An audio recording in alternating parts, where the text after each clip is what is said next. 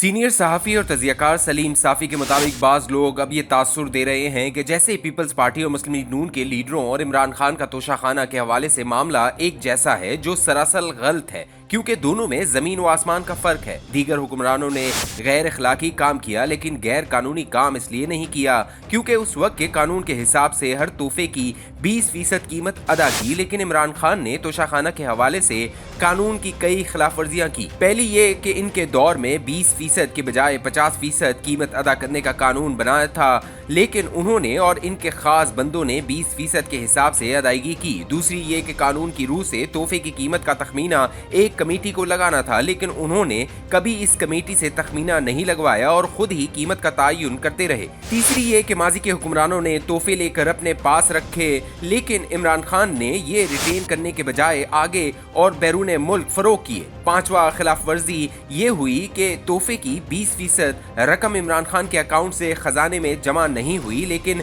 इसकी फरोख से मिलने वाली रकम इनके अकाउंट में जमा हुई, जिसे उन्होंने इलेक्शन कमीशन के पास अपने असासों में जाहिर नहीं किया। छठी ये कि उन्होंने ये ताए फरोख किए, प्राइवेट जहाज से बैरून मुल्क भिजवाए और यूं कस्टम रूल्स की खिलाफ वर्जी हुई। और सातवीं ये कि फरोख से हासिल होने वाली रकम बैंकिंग चैनल से दुबई से आने की बजाय इसी जहाज में इस्लामाबाद आई और इनके अकाउंट में जमा हुई, जो मनी लॉन्ड्रिंग के जुमरे में आता है। यूं इखलाकी हवालों से यकसा होने के बावजूद कानूनी हवालों से इमरान खान का मामला दीगर से मुख्तलिफ है, इसीलिए वो अदालत में पेश होने से गुरेजा है और नहीं चाहते कि इन पर फर्द जुर्म आयद हो, क्योंकि वो जानते हैं कि इस केस में इनका बचना नामुमकिन है। हुकूमत ने तोशाखाना की 2001 से 2023 तक की जो तफसीलात पब्लिक की हैं, इससे ये बात तो साबित हो गई कि कोई कम और कोई ज्यादा, लेकिन कमोबेश इस हमाम में सब अरियां हैं। तीनों बड़ी पार्टियों ने इसी बहती गंगा में हाथ धोए और तमाम इदारों से वाबस्ता लोगों ने अपनी अपनी इस्तिताअत और ज़र्फ के मुताबिक इससे इस्तिफादा किया।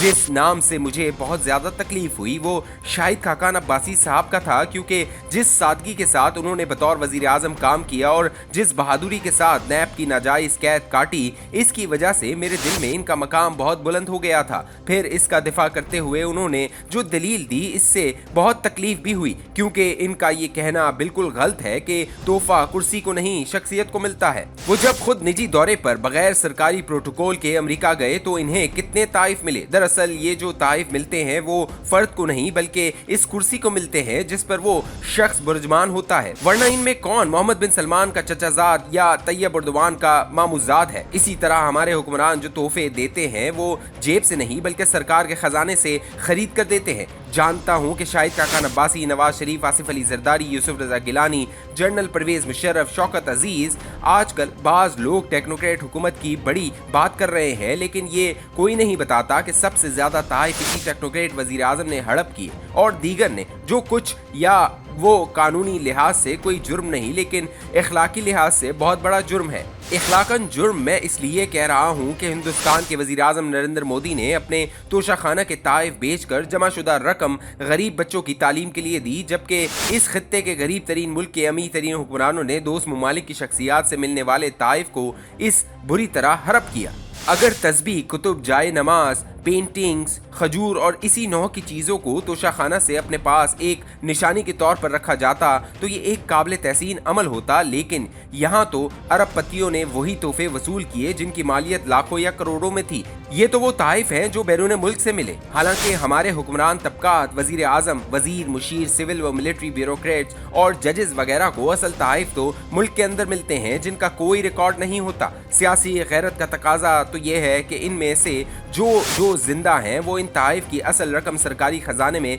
वापस जमा करवा के कौम से माफ़ी मांगे, नहीं तो वजीर आजम शहबाज शरीफ जो इस मामले में निस्बतन बचे रहे, कानून बनाए कि तोशाखाना से वसूल करने वाले तमाम लोग मुल्क की मौजूदा तबाहकुन माशी सूरत हाल के तनाजुर में ताइफ की असल कीमत जमा कराएं। आगे बढ़ने से कबल एक और बात की वजाहत ज़रूरी समझता हूँ, और वो ये कि इस वक्त हर कोई तोशाखाना खेल रहा है, लेकिन कोई इस शख्स को खराज तहसीन पेश नहीं कर रहा जिसने इस इशू को मंजर आम पर लाने के लिए बहुत बड़ा खराज अदा किया। इसका नाम राना इब्रार खालिद है। वो कुर्बानी न देते तो ना आज इमरान खान के खिलाफ तोशाखाना केस होता, ना मीडिया को इससे खेलने का मौका मिलता, ना कोई अदालत तफसीलात पब्लिक करने का हुक्म जारी करती और ना कोई हुकूमत तफसीलात जारी करती। राना इब्रार खालिद, जो इस वक्त एक टीवी चैनल का रिपोर्टर था, को मालूम हुआ था कि तोशाखाना के मामले में इमरान खान की हुकूमत बहुत गड़बड़ कर रही है। चुनाचा इसने इत्तलात तक रसाई के कानून के तहत तफसीलात मांगी। पहले इन्हें एक वफाकी सेक्रेटरी के जरिए बकौल इनके